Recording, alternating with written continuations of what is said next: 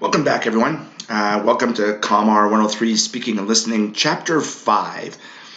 This chapter is going to talk about how to do proper research for your speeches. Now, the chapter begins with an actual definition of research, and you can see this on the slide here.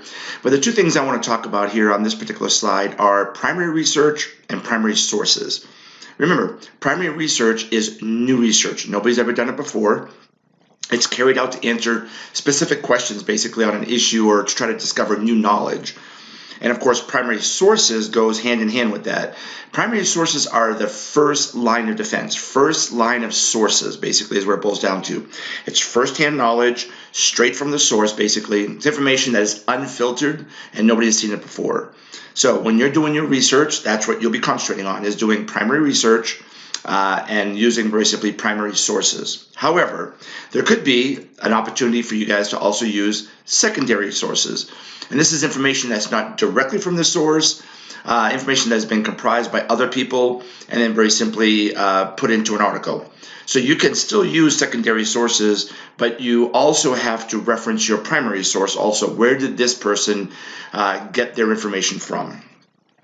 So let's talk now a little bit about how do you access information.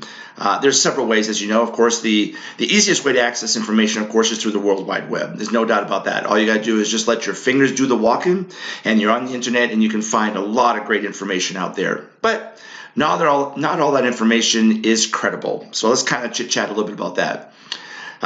If you're going to do some research and you find an article, the best way to start is to take a look at the abstract. The abstract will give you a summary of what the entire article is all about, so that'll save you a lot of time. You could probably look at 6 or 7 articles and just read the abstracts and probably narrow it down to 2 or 3 of them that you'll be able to use. There's also a thing called a Boolean search, and you'll see that down at the bottom of the slide there.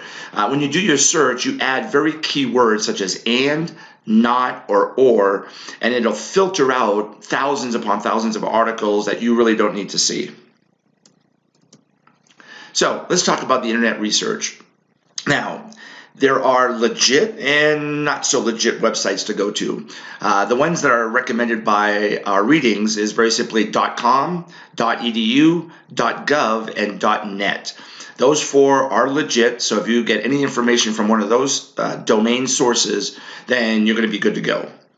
So let's now evaluate our website. So when you go to a particular website, there's a great acronym that's called CAPOW, C-A-P-O-W, and you can walk right through these 5 letters and look at currency, authority, purpose, objectivity, and writing style of that particular website to determine whether or not it's legit or not so legit. So use the CAPOW to make sure that the website is good. Finally, the chapter goes into the non-credible sources, and the one that's very big is Wikipedia. Wikipedia is a site that pretty much anybody can go on and make updates to, so that's why you cannot use it as a credible source in academic writing. Now, I'm not saying you can't use it. You can go and get some ideas, and that'll maybe springboard you off into a legitimate website to do your research, but you can't use Wikipedia in any of your references. Finally, the chapter talks about 3 different types of research you can do, conducting research you can do. First one, surveys. Surveys are always good to do. You can send a monkey survey out to folks electronically and get it back in about a week with all the information that you're looking for, and you can just ask them all the questions that you want to ask. Interviews.